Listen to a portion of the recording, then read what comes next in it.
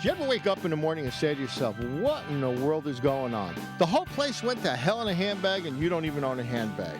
I'm telling you, if you want Xanax through your hearing aids, then this is the thing you should do. You should listen to the Randi Lupo show because she covers everything from comedians to writers and everything in between. She's entertaining and informative at the same time. She's everything that you wished your mother-in-law would be and she isn't. But Randi, she was born in Brooklyn, New York, a different Brooklyn than most, a two-fair zone Brooklyn. Randi brings his unique outlook to the show, and Lord knows we do need a different outlook. So now, put down your lattes, get your fat ass sitting down wherever you are, because you're about to see and hear something you never heard before. And that's our host, Randi Lupo. Hey everyone, welcome to the Randi Lupo Show. Today in studio we have comedian and writer Julia Scotti. Thank you so much for being with us. Oh, my pleasure. Today. It's great to be here. I mean, you know, I'm getting fed. Look, popcorn, anyone? Doesn't get any better than that. No. Would you like a cookie? No, you know, I love those cookies. I had one. You sure? Do you No. want just one? No, I can't. After the show, I'll have one. You know why? Okay. You know why? You know why? Oh, tell me Because why. if I eat one of those, I'm going to get the little chocolate. Right here, right here. Yeah, and it's going to be like, and the people are going to be looking at that, and no matter what I say today, they're just going to go, why doesn't somebody come with a tissue, a wet nap or something, and just wipe her face? Oh my God, So- I like to save that for later. To me, it's like It you is. know, It's like a little meal later on, where you get a piece shoved like a right, squirrel you need a up there. snack. Yeah, Exactly. yeah, You need yeah. a snack, and I Yeah. totally understand. Oh, so, I yeah. totally understand. You know, Julia, can I tell you something? I heard you on WOR this morning. Oh, thank you. Great interview. It was nice. It was my first major market interview in New York. You know, being a major market, and it was nice. They were great people. I'm in the process of rebuilding or building my brand at this point. So, every place. I want to get famous enough that you'll never see me again. No, we need to No, but see you know what I'm again. saying. You know what I'm kidding. I'm kidding, but you know what I mean. It's right now. It's just like they may not remember my name, Julia Scotti, but I want them to see my face or hear my voice. Because apparently I have a unique voice. You have a great voice. I consider you to be a firecracker of comedy. Well, I mean, thank you have such presence. Like you command an audience. You really and truly command an audience. I had the pleasure of seeing you many times. Well, we worked perform. together just a while ago. Exactly. Yeah, and audiences just love you. I love my audiences. It's the best job in the world. I mean, I've had hundreds of really crappy jobs, none of which Can I you talk about it? Oh, sure. I sucked at all of them, but this one, I'm like a savant. I only do one thing really well, and this is it. Can I ask you, when Sure. did you know you were funny? When I was a kid, I was young. I knew when I was 7 that I wanted to be a comedian. I wanted to make people laugh. I came out of a home life that was really awful. It was a toss-up between this and playing drums, and that's what I started out as. So you were. I was a drummer. I was a musician. jazz drummer up until I got into this, and then that was the end of that. I was 28 when I started this. So that's fantastic. So you already had some performance chops from being a musician. Well, you're a drummer. I mean, you're not even considered a musician by the other musicians. you're you know? not? Oh no, please! You're the drummer. And I don't know. I know so many people who are dying to play the drums. It just seems so cool. it's the best job in the band, but it's the most on the food chain of musicians. You're at the very bottom, which is stupid because without the drums, you got no rhythm. Exactly. But my comedy, I bring a lot of that. I was a jazz drummer, so I bring a lot of jazz into my comedy, in terms of pacing, in terms of improvising, flying off. I'll start off with an idea, but I'll go off into space. So you're saying you use like the jazz the jazz timing of a melody to. Well, a comedy in itself is very musical. If you look done at right. If it's done right. I mean, there's a rhythm to it. There's a pacing to it. You know about that. You hit this crescendo late in the act. I mean, you're not going to blow your whole, your wad at the beginning of the set. You're going to build and build and build until this is, big crescendo at the end. But in between, there's room for, it's a little staccato, it's a little legato, it's a little of this, a little it's very musical. Yeah, and jazz musicians will tell you that they recognize that. Yeah. Yeah. Absolutely. I had a Absolutely. guy. You just brought something to mind. I did a show about 2 weeks ago, and after the show, the guy who happened to be a musician came up to me and he said, you are a jazz musician. He goes, you stray from the changes. You work outside the changes, meaning the chord changes. Right. I said, that's so cool that you could I recognize that. He goes, yeah, but you always come back to the melody, which was the original premise. So it is very musical. But yeah. that's awesome that somebody recognized that. Isn't that great when somebody could actually notice the great stuff you're doing? Yeah, well, somebody with a good ear or an eye can do that. I mean, a musician especially, because if you're used to working in that environment, and yeah, I thought it was pretty cool. I was really grateful to him for seeing that because it meant a lot to me. I definitely could see why. Did you have any early on comedy influences? Yeah, actually, I did. I was very influenced by Lou Costello, of all people, who's from New Jersey. Right. And Bud Abbott too, but Lou was, the fun. Bud And you're Abbott. from New Jersey, right? They both, yeah. Bud's from Asbury Park, and but Lou, because I came from such a horrible home environment, Lou, the TV show that used to air in the afternoons, the half-hour show, he always he was kind of like this perennial victim, something bad was always happened to him, and I felt the same way. I can clearly remember one episode where it was his birthday, and Mr. Bachagaloop, the baker, was going to make him I love that name. cake. I know, but was going to make him a cake, and Lou, he kept asking Lou, "What do you want?" He kept adding all this. Finally, Bachagaloop just threw him out, and it's that kind of sad clown thing. The other thing about Lou Costello and Abbott and Costello was where I grew up in Fairview, which is not far from here. There was an Italian bakery named the Vesuvius Bakery. I think that sounds familiar to me. The Vesuvius Bakery. Yeah. It was on on Cliff Street, I believe. Right. And I would walk home from kindergarten. This is how far back I go with comedy. Walk home from kindergarten. I was walking past the bakery one day. I look in the window, and there on the wall is a picture of Abbott and Costello, signed. Oh my God! Brush with fame. I stood in the window, like, how in the Christmas Story where the kid stands there looking at the rifle. Yes. That's me. I'm standing there like, there's my idol. I mean, and then I found out he was from New Jersey. I went over the moon. I was over the moon. I was in, so that was my early introduction. But people like Pinky Lee, who had a kids show, Soupy Sales. I mean, all those people had an influence on me. Yeah, Laurel and Hardy, the best. So do you like a lot of physical comedy? Did you?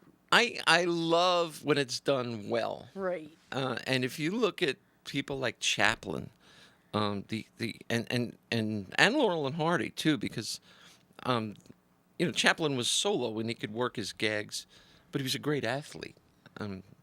Robert Downey Jr. did an incredible job in the movie, but Laurel and Hardy, their stuff was like ballet, man. It's so perfectly, sublimely timed, Yeah. and that you just sit there and you go, my God, these people they're dancing. It's a thing of beauty to watch when they agree. pull off one of their gags, Absolutely. Absolutely. So yes, I do love slapstick when it's done well. Now, Julia, you started out in comedy as Rick Scotti. I did. Now, I did? I think. Oh my God! How did that happen? Shit, I don't know, but you did. I heard you did. Please tell me it's not a lie. I did. You yes. did. Now, I want to ask you something. What was it like being stand-up comic Rick Scotti? What was it like then versus now? Tell me, what was it?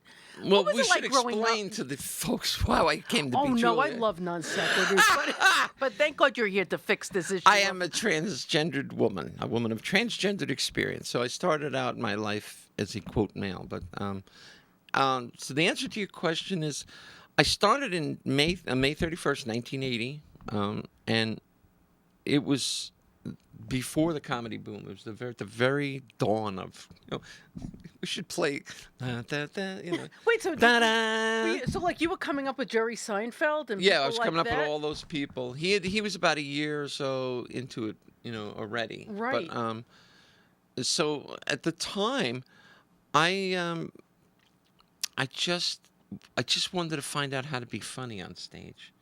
It began this whole exploration of who am I up there? Because you think you're funny, and most people who are funny around their friends, and then you get up on a stage and people go, "Oh, you suck." Right, and you were a funny child, right? I was a funny child, and I always had sort of an animated face, and so I used that a lot, and I studied those people that I mentioned earlier, and Jack Benny too is another one. Sure. And so I used a lot of that on stage when I first started doing comedy, but I didn't know the craft of writing a joke and writing a piece of material. And it took me, and Jerry said this, it takes 7 to 10 years to find your voice up there. And it can be a very frustrating period of time in your life. I will absolutely agree to that one. But in my case, because I didn't know who I was, genderly speaking, Yes. it was even more frustrating because I was funny. I was working all over the place, but I was not happy with the quality of stuff I was doing. Did you feel like you weren't fully expressing yourself up there? There was nobody there to express. I guess what I'm saying. I never mastered the art of being male. I emulated my father's behaviors and other musicians that I knew. Was your father a musician? No, but my father was a very gregarious guy. My father was a butcher. Right. And he and my mom separated and divorced when I was very young. But he was always like my idol in life. He was a Jackie Gleason type, that kind of, like warm-hearted big yeah, guy. yeah, but just real loud and boisterous, and in fact, my whole family is like that. It's like a family of Jackie Gleason. Honest to God, you go to my grandmother's house in the Bronx, Grandma Rose, his mother. There was like 7 brothers and sisters, but they lived in this apartment in the Bronx over by Yankee Stadium on Grant Avenue. And if I'm straying, I know, but this is the jazz part of me. But that's okay. I'm with you. So you'd go. And my grandfather, little Jimmy, his name's Vincent, but everybody called him Jimmy for some reason. I don't know why, but he was this big. My grandmother was Chugunda with the pendulous breasts. I mean, we're not sure she could walk. She never grew teeth. She always had no teeth in her mouth. But you'd go, and Sunday they'd all go over there, and you'd stand in the courtyard of this apartment building in the Bronx, and the window would be open because nobody had air conditioning. And she's like, you'd hear her yelling, "Jimmy! Put the goddamn cigar out!" Because he smoked these DeNobili Italian cigars, these little. But that was the kind of environment I grew up in. It was. Did you have any siblings? I have a sister who's older than me. She's nothing like me. Do you see her? Oh yeah, we live 10, 15 minutes from each other. And, we're very close, Are you really? Or yeah, are you we being are. Sarcastic? No, I love my sissy. Oh, good. Yeah. And does she accept you? Oh, she was one of the first. Yeah. She at the beginning when I came out to her. Is she the first person you came out to? She's one of the first Okay. people I came out to. It was hard to explain. I knew the people that were on my side when the very first thing out of their mouth was, "Does it make you happy?" Wow. And if that was one of the first things they asked me, then I knew it was going to be okay with them. Right. There were other people that took a different turn who's, males in particular. It was a weird thing. Close male friends. One I just haven't talked to in 15 years. He just, a friend of 30-something years, just gone. But there was the word betrayal kept coming up. Now, let me get this straight. Your friends felt that you were betraying Yeah. them? Why so? Well, Because I don't understand that. Well, I don't know, because I guess being male was such a special thing, and it was funny because the more they started to talk to me, those people, I'd hear things like, "Well, why would you want to be a woman?" And they would say it just like that, as if being a woman were some kind of, like being a pile of dog crap or something. It was the tone in their voice. Yeah. And I go, it's not like I'm changing genders. This is who I am. And science has proven that out. Back, 12, 13, 14 years ago when I did this, they didn't have the internet wasn't around. There was no research. You would ask me about that, and we'll get to that. Right, exactly. But there were only theories about what causes people who are transgender to be that way. And transgender people have been around since the beginning of time. I mean, in biblical time. I mean, as I said to someone earlier, there are cultures that still regard us as what they call two spirits, you know. Yes. And as they regard us as shamans, you know, wise people. I don't know if that's the case in my case. After the show, I'm going to have you heal me. So. Yes, I'm gonna. I by the way, if you want me to heal, just send me $50, and yeah, I'll heal you. Nah. So, the answer to your original question is it different now?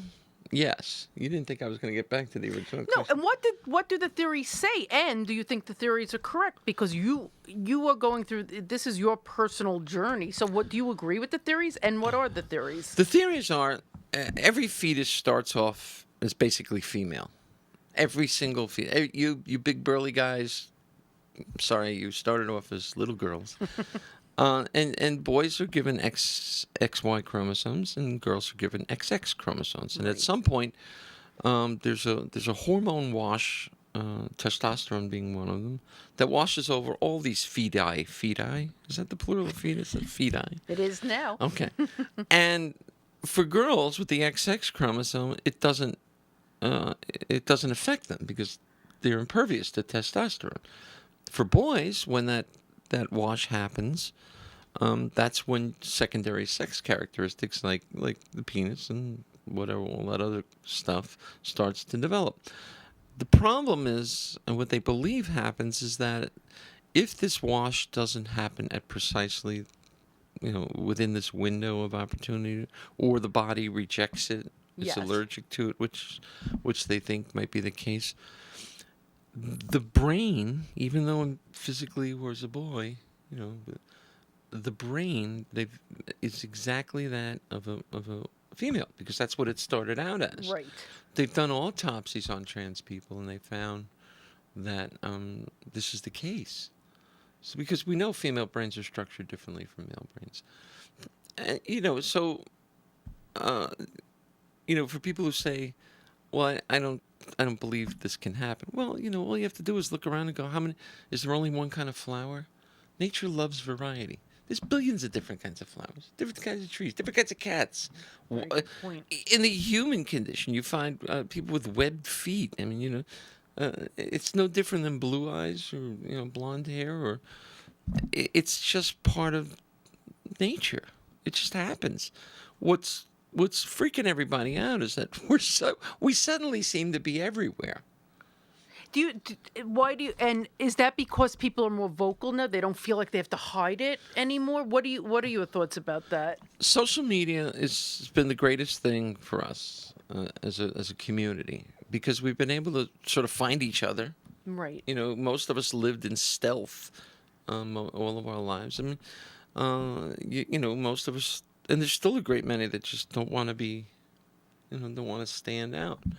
And so we're banding together for our rights, So social media is putting it out there. Things like Orange is the New Black, Laverne Cox. Great character. It's on a the great show. character, and she's done tremendous things for us as a community. Just she's nominated for an Emmy. Of course, Christine Jorgensen, who was the very first transgendered woman in 1952. Can you imagine? She was an ex-GI. She came back. She went to Sweden, I think, or Copenhagen, I think, Denmark, and had it done. I came back, and the headlines blew across the daily news. Ex-GI is now blonde bombshell or something like that. Can you imagine what it must have been like for her, though? I really cannot. In the 1950s, when everything was so repressed. 1952. And she, to her credit, she wrote, she lectured, she became a performer to earn a living. She had her surgery done 6 months to the day, same year after I was born. Isn't that weird? That is. Yeah, it's kind of weird. It's kind of eerie. Yeah. That really is. Yeah. So, what age? What is your earliest memory of feeling like I'm not the gender? It that was I was never that born? specific. It was there's something not right about it. There's something not, why don't I respond the way the other guys do. You know, why am I not like them? I just felt different. Did you play with little boys when you were I little? did, you With know, I little mean, girls, yeah. or what was? Well, I grew up in the neighborhood I grew up. You kind of had to, you know. We had this, yeah. I had a lot of male friends. You know, I grew up living above a candy store, and you know, and I played, you know, stickball and things like that. But I just, you know, when you hit puberty, everything changes, and that's where I started to see the difference. You know, I started to gravitate more towards the girls, Right. and I just assumed at some point I was gay. You know, that's just not the case. So after, you know, tearing myself apart for 30 years, I finally, my Kate, who we've spoken about, the woman, you know, who was most influential in my life, helped me to get to find out what the issue really was. And I recall you say you want to. Is it that you want to be loved as a woman, or you want to love as a woman? Both. The story was that I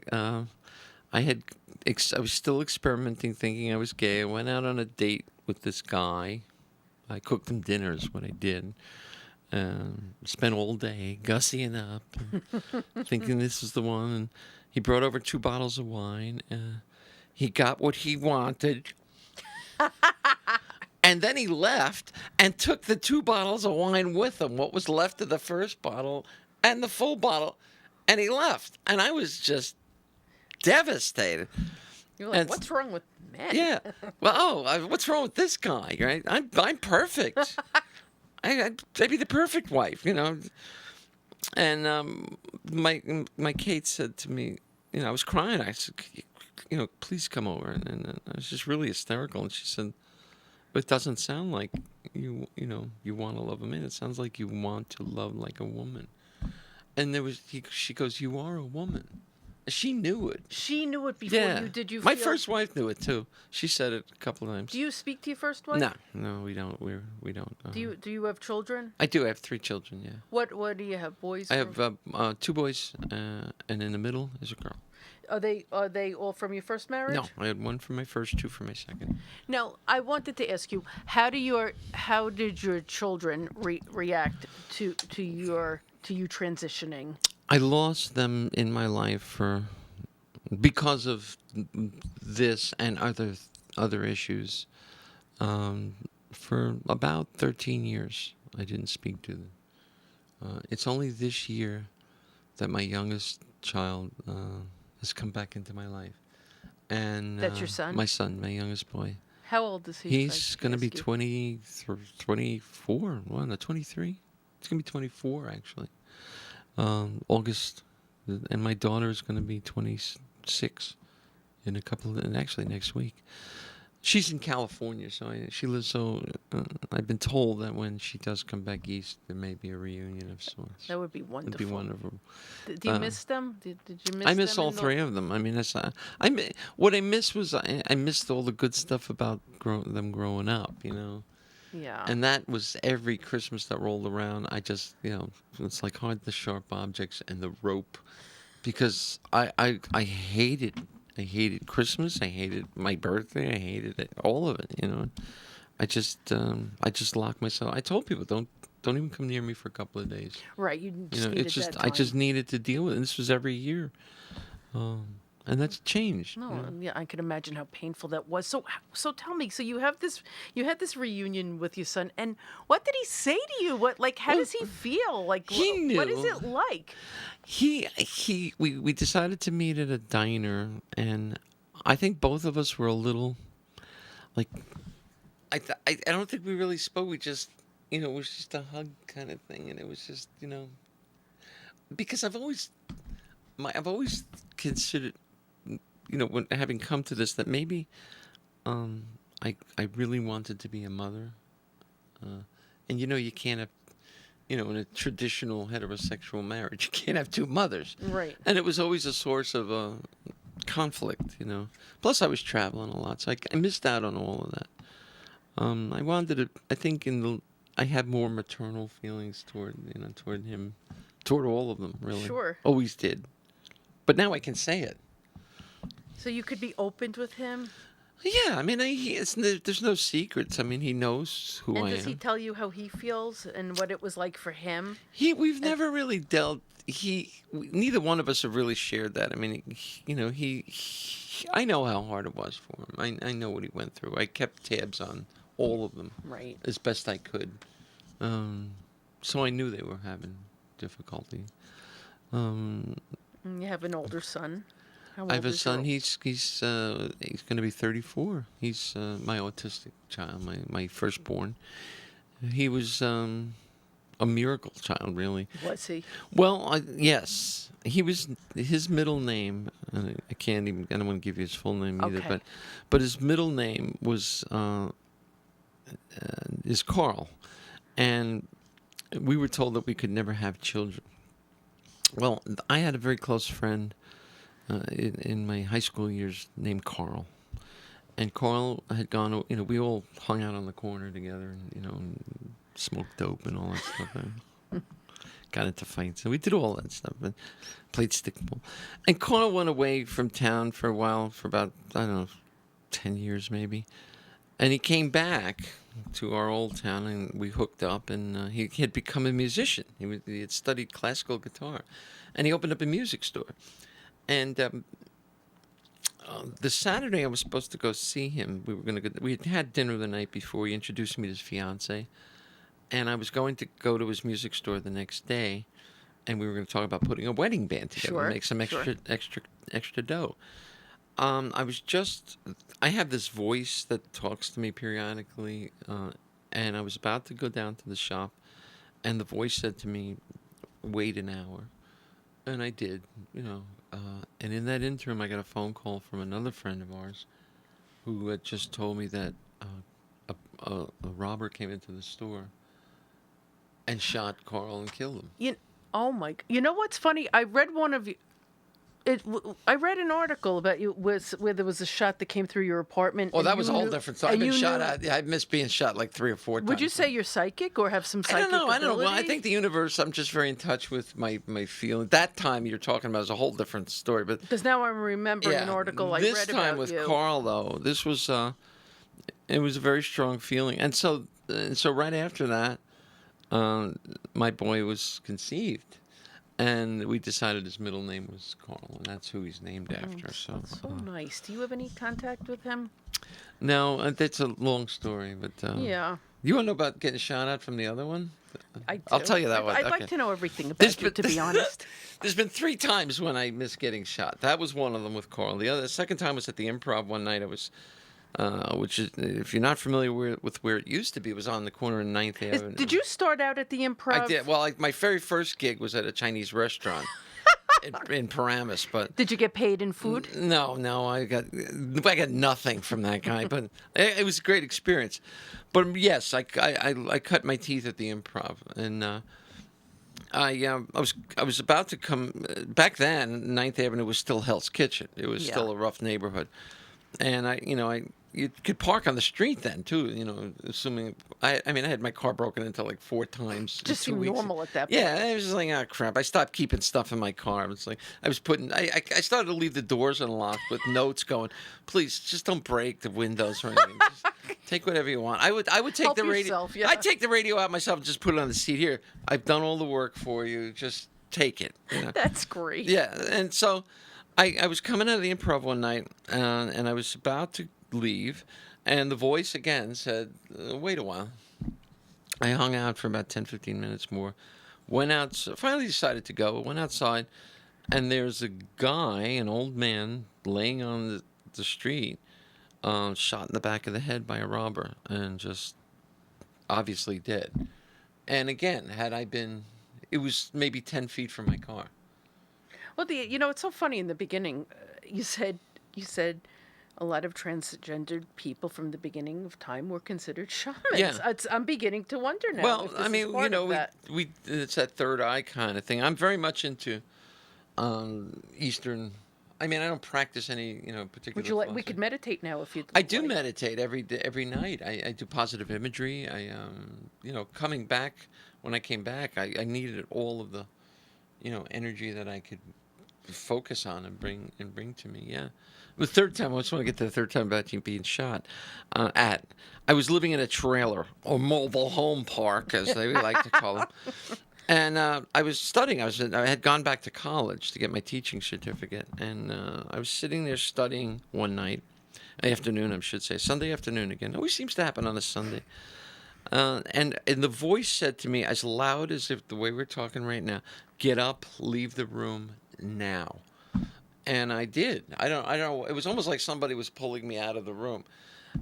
And not 30 seconds later, this 9mm bullet comes flying, crashes through my window, goes through a box of tissues, and hits the chair exactly where I was sitting. That's unbelievable. Now, I probably wouldn't have been killed because it was been slowed down. But here's what happened. The Yahoo next to me, across the way, in the other next mobile home, was cleaning his uncle's gun. And they didn't know squat about gun. So, typical story, one in the chamber. Didn't know about it. The gun goes off. Now it goes through his window, ricochets off a tree, and then comes into my window. So I can't believe, that's a coincidence. I can't believe that's a coincidence either, No, to be honest. I really can't. That's... So those are the 3 times I missed being killed. Can we just keep it at 3 and like? Sure, I'm okay with that. I like. Don't you feel like? You think you're done with that? Yeah, I don't want to be shot at anymore. You don't know. No, I'm done more. being shot at. We could just say goodbye to that. Yes. I don't even go near the Dakota anymore in New York because. What was that? It's Pat laughing. Pat's in the booth laughing at that. Oh my goodness! You know what? You are so interesting to talk to. I could talk to you all day. We could do part 2 later. I could definitely. I have so many questions, and sorry. I'm here for you. Wow. I know we started like saying what it was like doing comedy as Rick Scotti, and now you're Julia Scotti. Tell me like how it's different for you being Julia Scotti and coming back like we was like with a full vengeance. I mean, you're really taking the comedy scene by storm here. I mean, you're headlining. You're in Atlantic City. You're in the Borgata. You're in Vegas. I mean, really. I'm like the Ebola virus. I'm everywhere. I think when I came back, I was very conscious that when I came back, I wanted to be as. There were 2 things I wanted to be. I wanted to be truthful and fearless. And those, and particularly about the transgender stuff, I was not going to live in shame and not talk about it. I'm so touched by that. I think that's amazing. Don't you feel? I mean, that just to go through this surgery, that you have to be totally fearless to go through this and understand. I mean, this is to me, this is huge. That's huge. The surgery actually was the very last thing and the very least of it. The biggest part of it was you have to live a year in your new gender. Before the surgery. And do you have to speak to someone like I don't know, a therapist? You have to get therapists. I had to get approved by 2 therapists. I have a medical doctor. Do you agree with that, or do you think that's for me wasted personally, time? What is your feeling? I didn't get much out of it, but you got to play the game. I mean, there are people that will do this and realize it's a terrible mistake they made. And yes, so to protect everyone, yes, I think they should get the therapy. For me, it wasn't. I knew I never had a regret. Never had the night before. It's scary because there's no going back. Was there anyone there for you, supporting you through My Kate this time? was there. Your Kate was there. Well, I had it done in Canada, and she came up. She was the only one that was at that point even talking to me, and she was just the love of my life. So she was there, and she was there when I went to sleep, and she was there when I woke up. And even though we're not together anymore, I will love her till the day I die. It's a really special relationship. She's a wonderful lady. Wow. Wow, you have done so much with your life. I know you were a teacher in sixth grade English teacher, or I no was, sixth grade all no, I the taught sixth grade language arts. language Yep, arts in Freehold, actually. in Freehold. Really, that's Freehold like my Borough. neighbor. Wow. Yeah, What school were the you in? borough, We not the don't. You don't have to township. tell. Wow, Yeah. that's fantastic. How did the children receive? How did the children They, receive you? I didn't. I went in my transition year. I was living as Julia. My name was legally Julia, but I still had my my bits from my parts from it was pre-surgery. So I had to be very, very careful because my driver's license still had an M on it. I don't know how they missed that, but they did, and they hired me anyway. And the kids were great. I loved, at the very beginning of transition, before the estrogen works its magic, I looked a lot more male than I do now. Estrogen rearranges fat and softens your skin and everything. Right. And so the very first day I taught there, it was my first time teaching ever. I finished the day and I was, I got through it. And then I see a note on my desk, and it's one of these kinds of piece of paper, just and written in this childish handwriting, but it said, "Everybody thinks you're a man."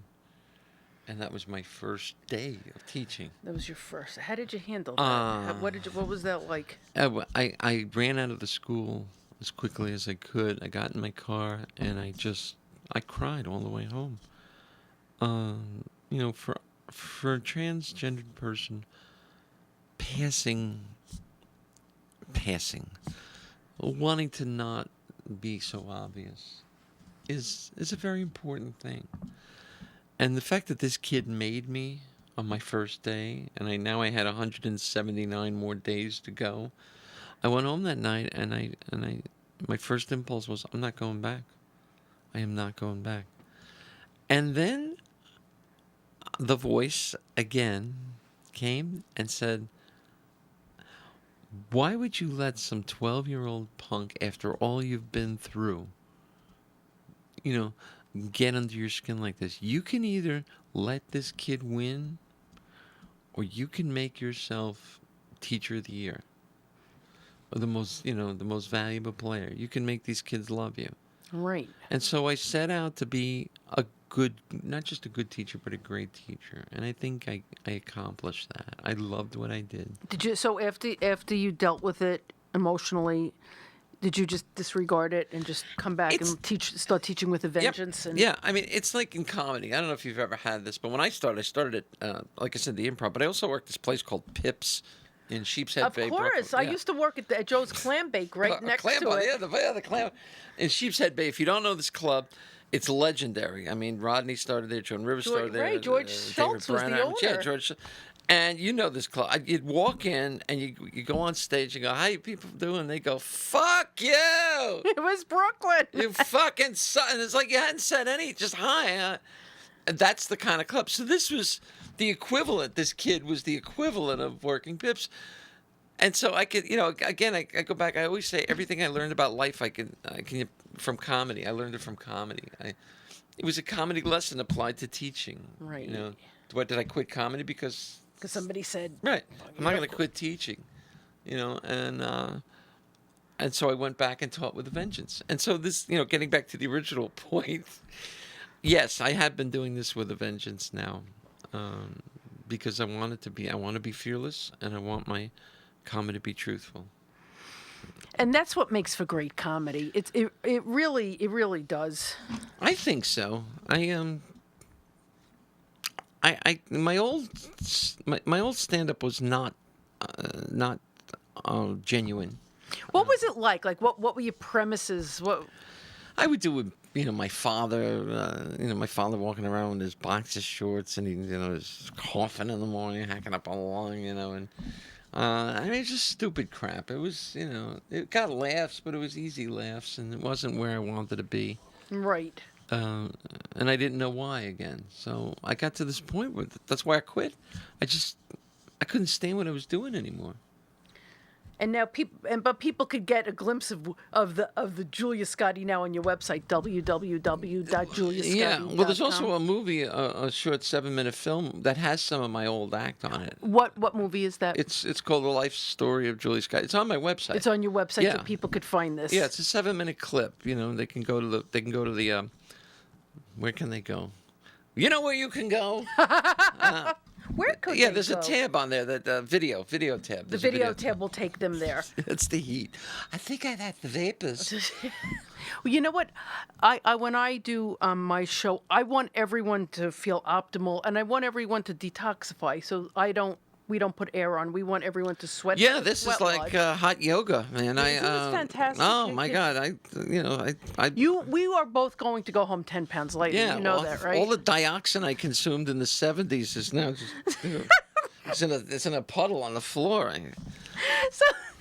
So Julia, you are so versatile. Now you co-wrote a TV pilot called No Man's Land. Yes, with the great Joanne With Filan. the great Joanne Filan, and the two of you really did an excellent job. Could you talk about the pilot No Man's Land? Yeah, it was a pilot called No Man's Land. Thank you. Okay, now I'd like to. Okay. No, it was a dramedy.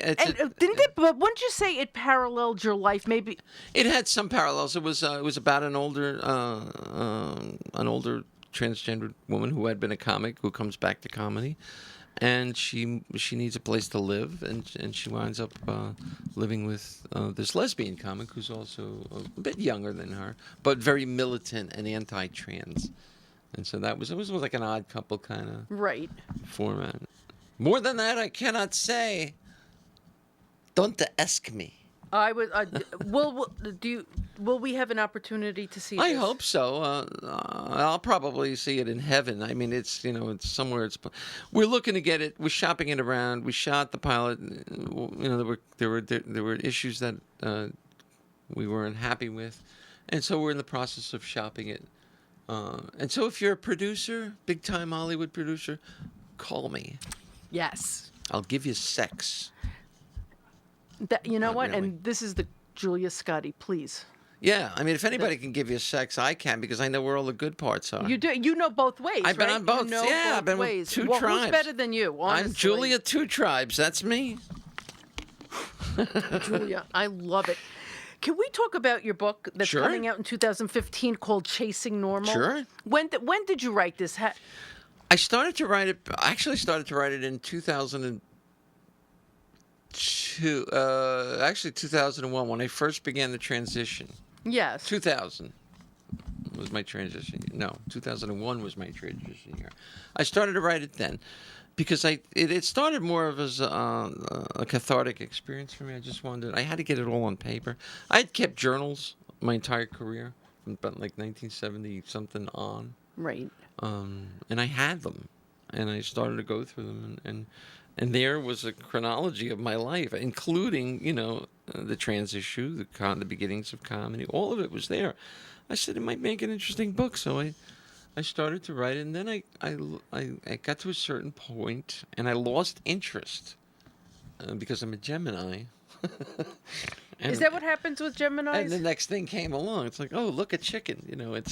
I just moved on. Is that like is being a Gemini sort of like being bipolar 1, which is my favorite? Yeah, kind of. I mean, I mean, I don't put much stock in astrology as it is a science. It's not. I say it's not a science. Are you sure about that? I think it's a lot of voodoo mumbo jumbo. But there's certain characteristics to having dual personalities, which is what the Gemini is. Nothing wrong with that. Don't you wish right now we were listening to John Denver? Thank God I'm a country boy. I that's something that you and I share. I know. I have a love for John Denver. It's like my hidden secret. John Denver makes me cry every time I hear him. I know it's sappy. I know it's like him and Jim Croce. If Jim Croce and John Denver were on the same bill, I would have needed Prozac to get out of there, because I'd have been just crying. Everything they did made me cry. I think that's what made them great artists. Although they have a reputation of being sappy, I don't know. I listen to their music. I get happy. I get happy. Really? I think Operator it's beautiful. makes you happy? It's just to me, it's beautiful. It is. It's a beautiful song, but I mean, it's not like... I'm used to being laughed at. I prefer you to laugh with me, but I'll take laughing. I I'll would take never it. laugh at you, Blanche. I respect you too much. Oh. You are the wind beneath my wings. Thank you, You're Julia. right. I'm sorry. Go ahead. Keep going. I love it. Well, would Julia, help yourself to I'm going to help myself, but if I start choking... Oh, come on. You know what? I'll have one. You know what? I like this to be real. I can't eat anything without it going in between my teeth. Try this one. Open up. Let me see if I can. Oh, my mouth. Okay. Let me see if I can get it. Oh. Almost. Oh, Almost. do it again. This is fun, right? Hit me here. Well. What the hell? Wait, Julia, let me do both. Let me do. Yeah, Whoa, whoa, come on, bullseye. Wait, I'll lay on the table. Oh, this is awesome. It is good. Okay. I don't want to waste too No, much. I don't though. waste It's too much very good. popcorn. Very salty, but you know. I love it salty. But you know what? Though we're I like it schwitzing. like I like think. my women. Do you? Salty. Do you have any love interests that we could talk about? No. No, we don't. No, I don't. It's weird being. First of all, I'm old now. And it's hard enough to date. What's old? You're talking like you're 96. Well, have you seen the people my age? I mean, I've seen a variety of people, and there's some people that I'm terrible with age. I can't figure out anyone's age anymore. Some people look so goddamn young. I can't figure out how they do it. I just don't want to. It's too much work. It's too much. I do this piece of my act. I don't want to put them work it. And I say it. It's like if I want to date, I need to date somebody I can see once a year. It's enough. That lives in Minnesota, and preferably a prisoner, somebody in prison who's never getting out, because I don't want to show up at my house. I love it. I love it. That's right.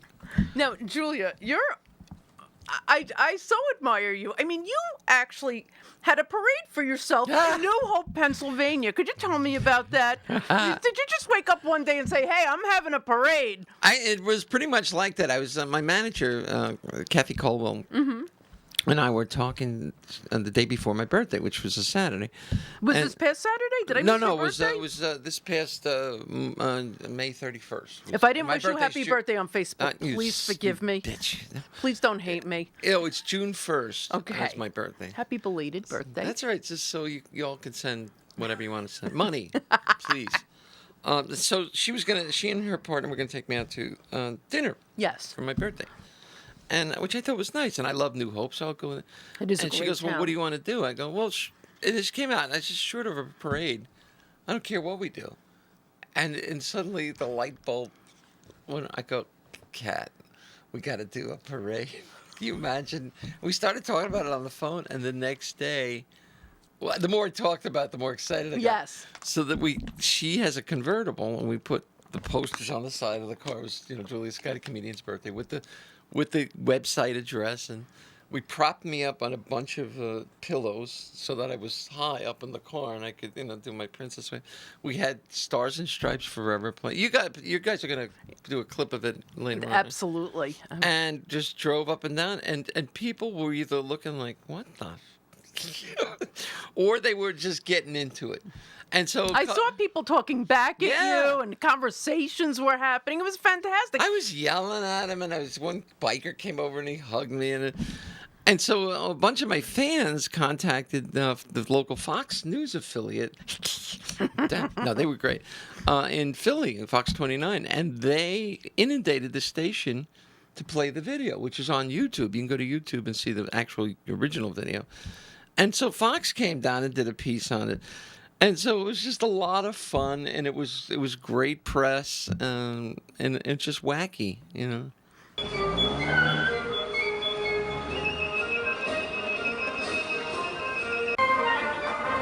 my birthday! Yeah! I'm getting Social Security this year! Yay! It's my birthday! Happy birthday! Thank you! Social Security this year! Do you want to wish Julia happy birthday? Thank you! Happy birthday! It's great. Hey, come here! Give hug. Happy birthday.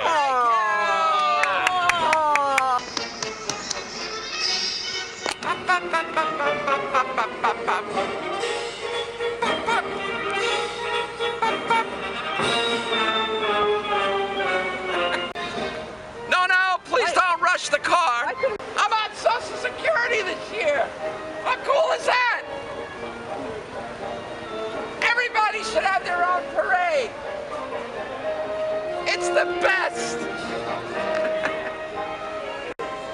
How are you? I'm wonderful. It's her birthday. My birthday today. We're doing a birthday parade for her. We're doing a birthday parade.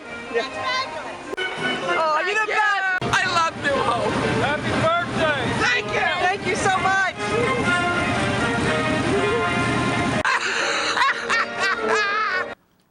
That's how we did it. That's how I love that. I love that. That's original.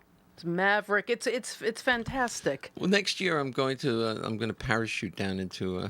Are you really? No. Because I'm going to be there for that. I'm coming. No.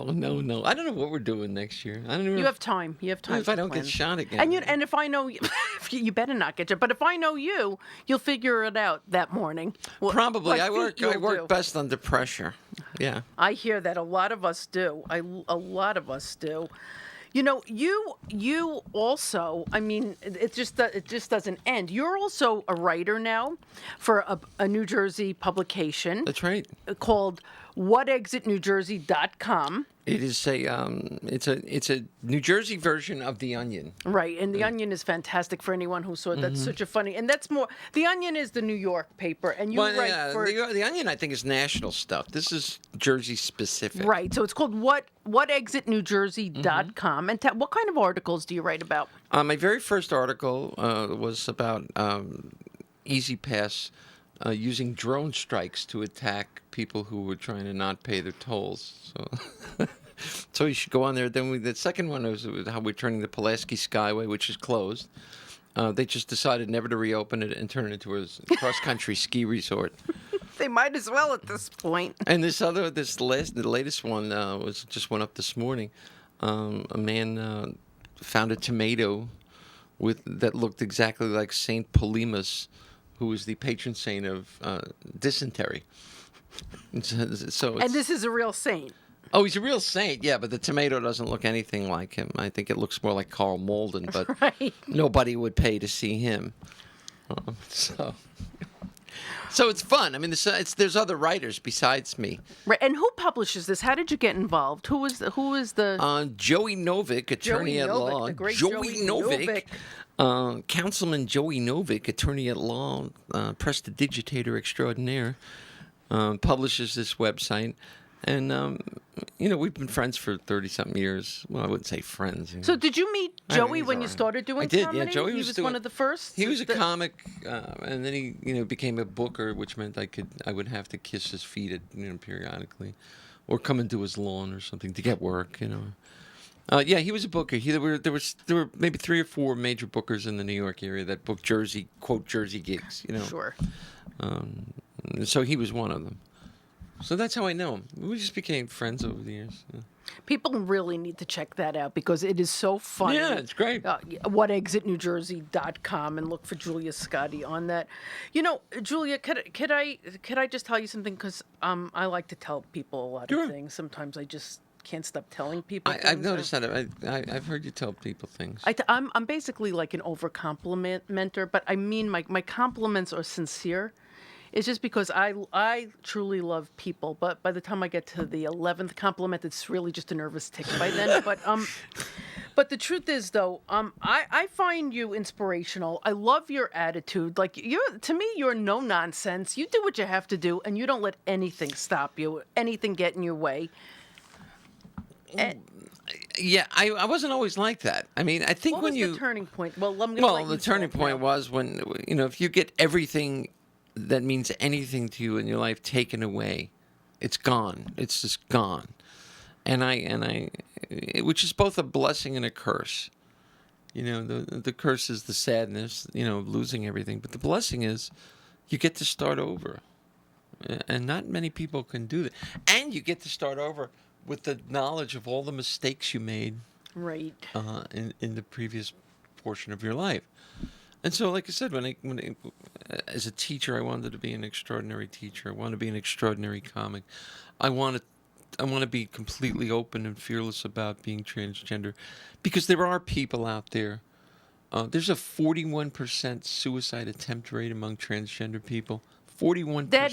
That is just too high. So, do you feel by being very vocal and out there about it that you could help other transgendered people? Well, I've already. I mean, I've had people contact me from all over the country that are trans people, or have a child that's going through it. I mean, I don't talk about that on my website or anything, but I get people reach. I had a woman in Poland who interviewed me for a great trans website, by the way. It's called The Heroines of My Life. Mm-hmm. I think it's .com. But she's in Poland, but she's interviewed something like 217 people? Something like that. I all saw trans that. women, yeah. That is fascinating. And one woman was a little. She was a hermaphrodite. She was, But again, I'm getting off topic here. But I found that fascinating. But she's got judges on there. She's got lawyers on there. She's got professors on there. She's got me on there. I mean, it's a great web. It's called Heroines of My Life, right? And not heroin, as it's a heroines. The real female heroines, of course. Yeah. So I mean, I'm glad I'm out. I mean, I'm glad I'm out. And does it make you, because you're out, does that make you bolder in comedy where you don't have to hold back anything? Well, there's no secrets anymore. You could just be you. Yeah, I don't have anything to hide. Right. There's nothing you can blackmail me with. There's nothing you can say that I haven't heard already. Nothing you can call me. If I'm a great comic, that's all that matters. If I make you laugh, what difference does it make what I am? I actually feel so strong about what you're saying, because I don't understand any of this gay, straight, transgendered. It's like you exemplify how, yes, okay, this is part of your life. You're transgendered. That's part of your life, but it's certainly not the whole thing. I think that is such an important message to get out there. People get hung up on these labels. Well, there's a reason for that. I mean, especially with the gay LGBT movement, and now with the trans movement, when your rights are taken away from you, when you can't get the same basic civil rights that a straight person can get, then yeah, you need to bitch and moan a lot. So you do need to be right. Sure. Well, look at Don't Ask, Don't Tell. I mean, you've had people who are heroes that gave the better part of their life as soldiers, who had to live in abject fear that if they got caught, they would be thrown out of the military. It's stupid.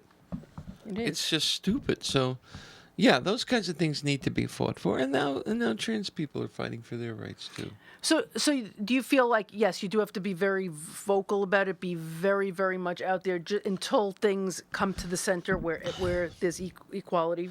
Yeah, I mean, I'm not running around with, like a banner. I'm not, the subject of me being transgender comes up in every interview I do, because for some reason it's an endless source of fascination. But it's good for me because I get to talk about it, and I get to, other people will maybe walk away from this going, she's just like everybody else. She's like everybody I know. She's not some freaky Jerry Springer kind of lunatic. That's that was their impression of what we were. Right, and you're showing a whole different side. I mean, I'm sure you're shopping at the ShopRite too, and yeah, the groceries. You come to my house, I'll make you meatballs. It's just all we want is to just be who we are, and who we are doesn't affect who you are. The fuck do you care what I am? If I'm happy, that's all that should matter. Are you happy? I'm happy. Awesome. I'm happy that you're happy. I'm happy that you're happy. I'm happy. I'm very happy that you're happy. Thank you. I'm going to have a piece of popcorn in your honor. And I definitely think that you should. Now, everyone has to go out and see Julia Scotti perform. You don't want to miss this. She's like no other comic. You know what? You are a mix between Mrs. Doubtfire and who else? Oh, somebody said that I was between Mrs. Doubtfire and Sam Kinison. Mrs. Doubtfire and Sam Kinison. I love that. That is great. Yeah, I it is. love it. It's very apropos. Now you have some upcoming gigs that I do. people could see. Can you tell everyone where you'll? Well, be? I would. I wrote them down here. Now, if I could only read my writing. I can't read No. your writing. So. There's one coming up August 10th. I'm doing a cruise on a paddle boat out of. Here we go down the Mississippi. No, that one. It's in Brielle, New Jersey. We're doing a fundraiser for this great charity called Life Ties. It's out in Pennington, New Jersey, and Life Ties runs a house for LGBT kids, particularly transgender kids, who've been thrown out by their families onto the streets and have been forced to go through some pretty horrific things. And this wonderful woman, Mary, has taken them in, and she gives them homes, and she loves them, and she gets them off to a good, she puts a lot of, but they need money. And so we're doing this cruise. It's Life Ties. So if you're interested, go to their website. I'm also going to be at the Eagle Theater in Hamilton, New Jersey, at July 26th. July 26th, which is coming up. I love working. I love theaters. You love big venues? I do. Well, I like venues under. Once you get above 1,000 seats, it's a pain in the neck, But up to about 1,000, I really like. This is actually a smaller theater, which is even better. And then I'll be at the Comedy Works in Bristol, Pennsylvania, August 15th and 16th. It's at Georgine's Restaurant. Georgine's Restaurant. That's a fun club. Oh, It's yeah. a really Well, nice club to come I go out back to the 1980s with the Comedy Works, and and they were one of the first clubs to put me back on stage when I came back. So I have a special place in my heart. Of course. From Mike Kaplan, who runs it. Yeah.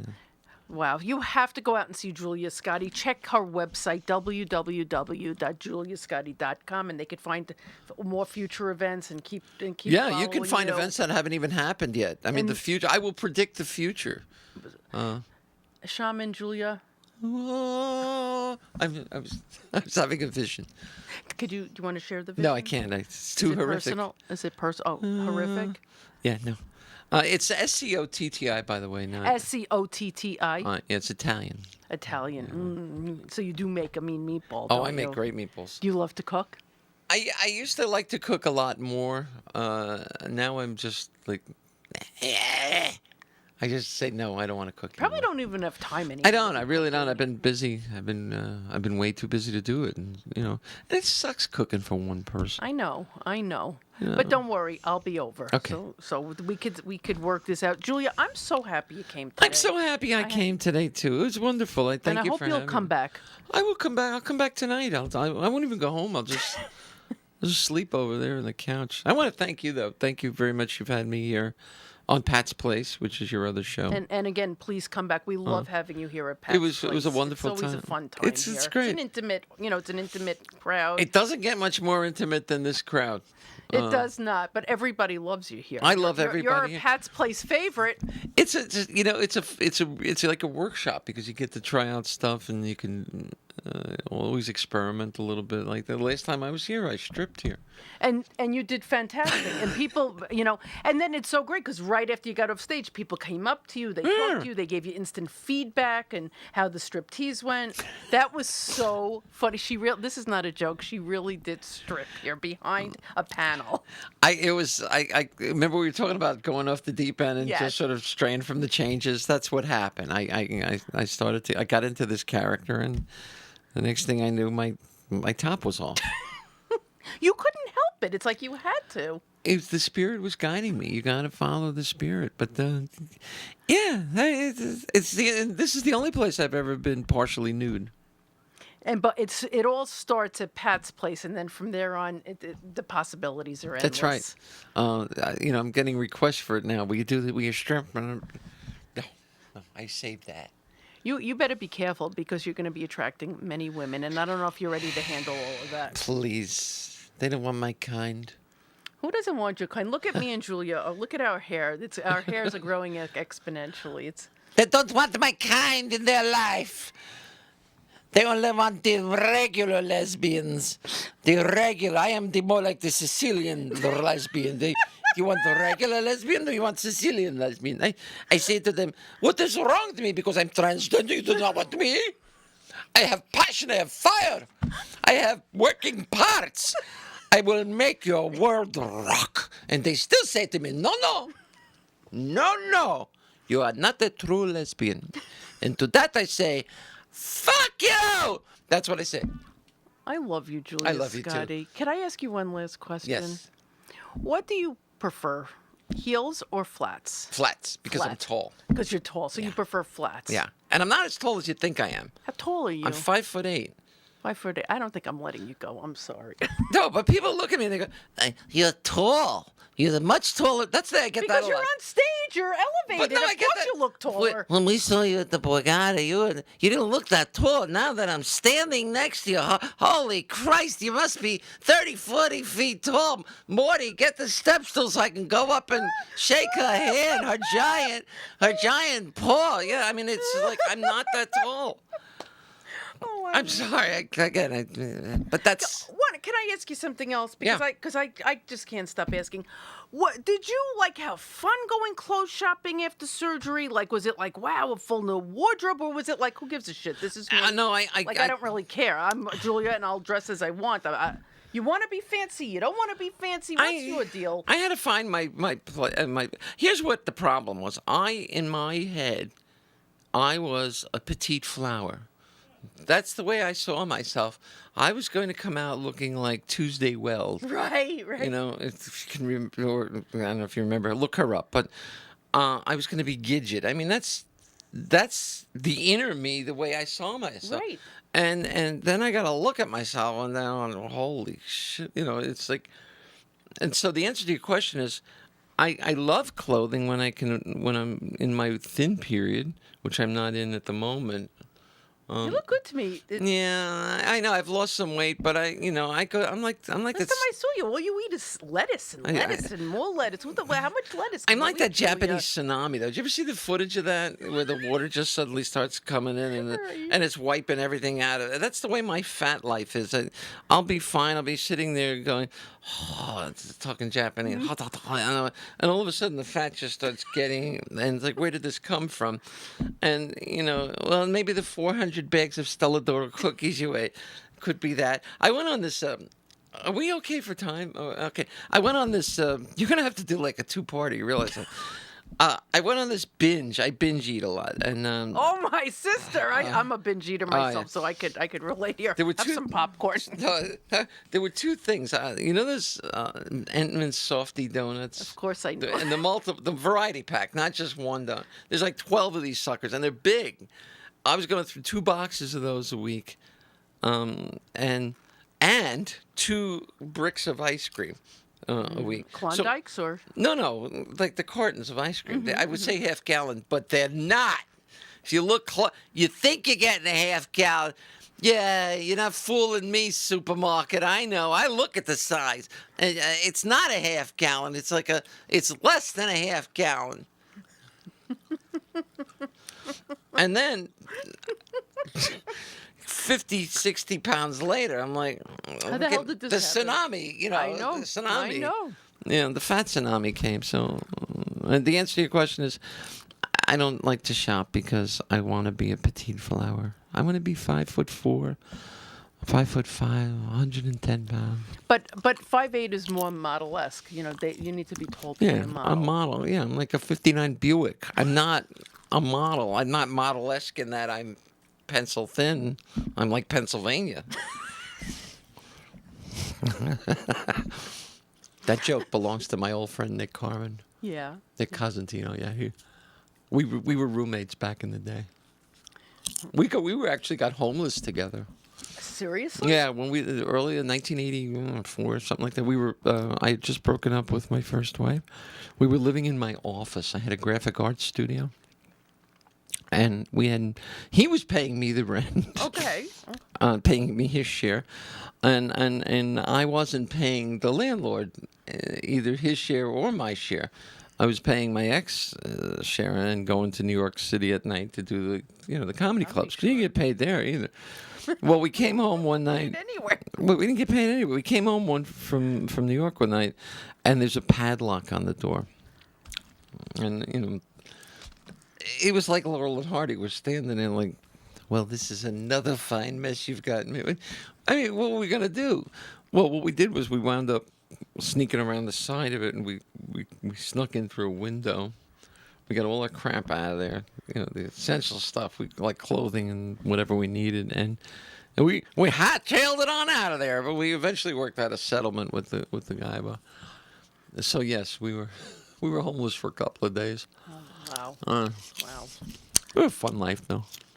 Yeah. Any regrets? Nah, none whatsoever. That's fantastic. That's the way to live. But even if I had them, I couldn't change them. I couldn't go back and change them. So what's the point of regretting?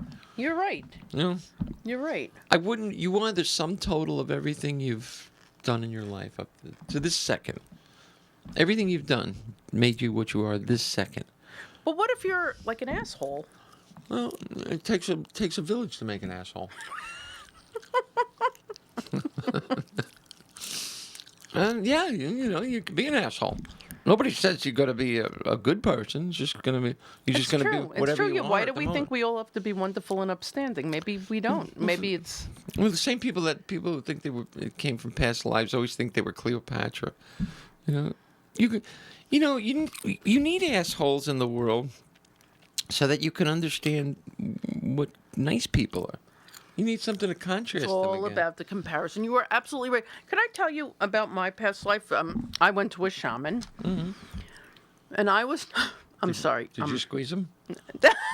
I did. Please I don't did. squeeze the shaman. I would have, but it was over the phone. I have okay. an over-the-phone An shaman. over-the-phone shaman? It's all about the energy. I guess. Can it travel through the phone? Absolutely, it's energy. Fiber optics. Exactly. Goes right through. Okay. So she said that I was alive in the 1800s and that my mother raised me in a cage. What? Yeah, so I find this so interesting that everyone was, like you said, that everyone walked the earth with Jesus. Wait. They were Cleopatra. They were royalty. They were kings and queens. And I was raised in a cage. And I died from malnutrition because my mother wouldn't feed me. And it's like, what am I supposed to do with that information? Like go bitch slap your mother for one thing. It's like, hey Ma, I wanted to go to camp. Instead you sent me to the circus. I'm in a circus train here. Why would she put you in a cage? The shaman told me that my mother wanted me to herself and didn't want to share me. So she saw me as like a 3-year-old child looking out at all the other children playing, but I wasn't allowed to because I belonged to my mother. My mother wanted me for herself. So that's why she kept me in the cage. And again, I mean, why am I sharing this? Because I think it's so far-fetched and ridiculous. Like, I don't even know what to do with it. Well, And being do that you're you have shaman, a fear of cages? I've never been in a cage. No, I don't mean you. Were you in? Well, I mean, like if you were in jail or something. I have a fear of being put in the trunk of a car. Now, do you think that's related? I don't think that's unreasonable. Do you have a fear of being put in the trunk of Well, a there's car? very few times in my life when I go. But you have a fear of being shot. Yours is more of a fear of being shot. No, I am definitely claustrophobic. I have this fear of being put in jail, in prison. How come? I spent about a day in one once for when times were rough. Child support kind of payments and. Did the court put you in jail? Well, no, my ex told the court to put me in jail. I was like but that's neither. You hear stories like that. There's Sometimes something people about run on. You fall on hard times, and what are you supposed to do? But there's something about hearing that door lock and not seeing a doorknob on your side of it. Not just, and I still wake up in sweat. Sometimes I'll snap. I hear about these people that get 30, 40 years in jail, and I'm like, I'm just, excuse me, I'm gonna go jump out a window because I would rather do that than be locked away. No, I can't stand that. That's my fear. Do you know about your past lives? Do you believe in past lives? No, I don't. I don't want to do this again. You don't want to. You feel like when it's over, you want to be. So I want in to other go words, somewhere and relax. When it's over, I want. you sunny, you like sunny, warm. What do you like? No, I just think it's gonna. You know why I don't believe in personal? Because the world never changes. We are no more civilized now than we were 10,000 years ago. You got to look at the Middle East. Are they any more? Have they evolved one iota? No. Yeah, you know what? My father always said you have to be a historian to understand what's going on there. This is so old. Yeah, I have my theories about, but my point is, human nature has not evolved. We may have come up with technology and everything else, but we're Would you ever go to Israel with me? Would you consider, or you? with you? Well, by yourself, but I'm with me. Yeah, with me. You could say no. I won't be offended. I'll go with you. Are you more? But you're more independent. I don't think you want. Do you feel I'd hold you back? No, I want. No. Like no, it's not really. What do you think, Julia? This is off camera. This is candid. How do we got? No. Yes, I feel like you'd hold me. I want to go. I want to go to the fucking tomb, and I want to explore, and I want to look for the nails that were in. I'm gonna go find Roman soul. No, you're not gonna hold me back. I mean, God, thank goodness you weren't with Jesus back. You didn't come back as you weren't Mary. I'm very codependent, you know that. No, but I mean, if you were Mary Magdalene in a past life, Jesus, you'd have been like, can you possibly just stay home tonight? I was in my cage. Come on. I want to go on the road with you, Jesus. No, you can't go on the road. But you never take me anywhere. No. You can come. We can go together. Yeah. I want to go to Italy. Italy, okay. Haven't been. Never been. I mean, so my bucket list is also it's Italy, Greece. It's really anywhere. Even North Carolina, I'd go to. But yeah, definitely Europe, Italy, big one. Greece. Yeah, I want to go to Prague. Greece. I want to go all over. I want to go to London, and I want to go. And Israel is very big for me. I really want to go. So Italy is your big one right now. Well, I am. I'll go anywhere. Do you want to travel to Italy with comedy, or do you want to just go? No. I want to. Ohio is my first. That's where I want to go first. Funny Bones, a funny stop? I don't know. I am going to Ohio actually. When are you going to Ohio? Next March. I'm going to Sandusky, Ohio. Really? Uh-huh. You have a gig there? Yeah, I hope so. That's fantastic. Hi.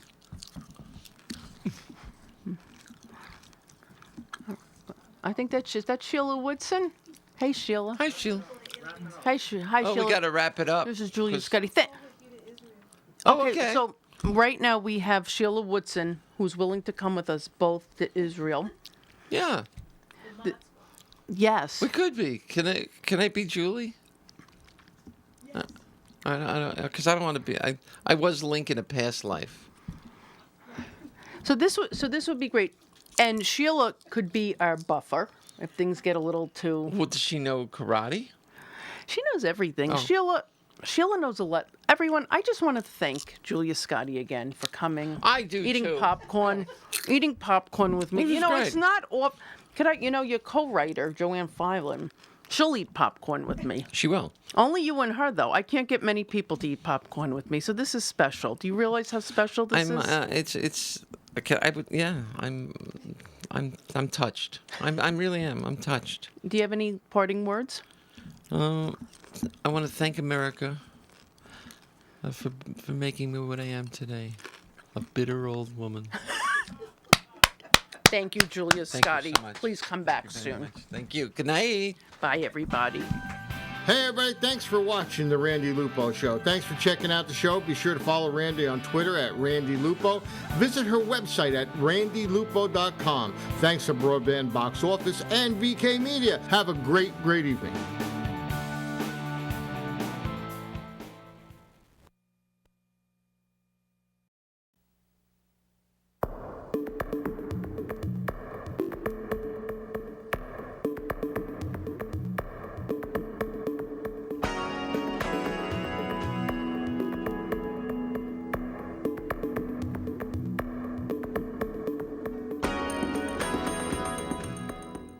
Hello, this is Dr. Barry Prostowski. I invite you to watch Courageous Doctors, an exciting news show on Broadband Box Office about how healthcare is affecting you today.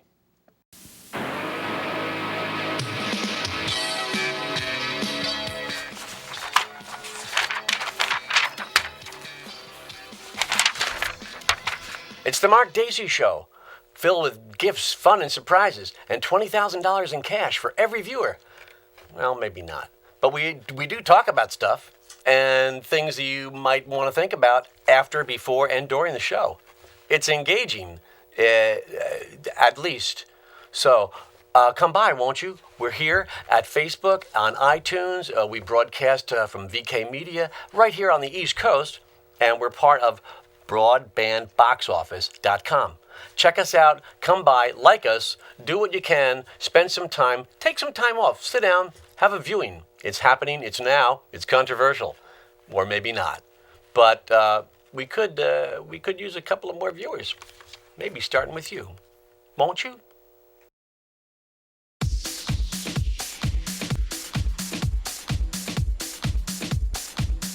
Hi, my name is Tom Ragu of the Tom Ragu Sit Down Comedy Show.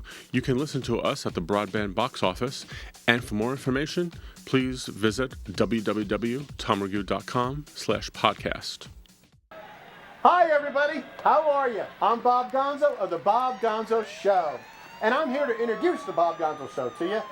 Watch The Bob Gonzo Show on ComedyMondays.com and iTunes. Once again, ComedyMondays.com and iTunes. Watch it live, or you can watch it on the archives, which means you can watch it forever. Bob Gonzo is the greatest show on the internet right now. It's the funniest, it's the sweetest, it's endearing. We have stand-up comics, we have bands, we have actors, we have people in the fashion industry.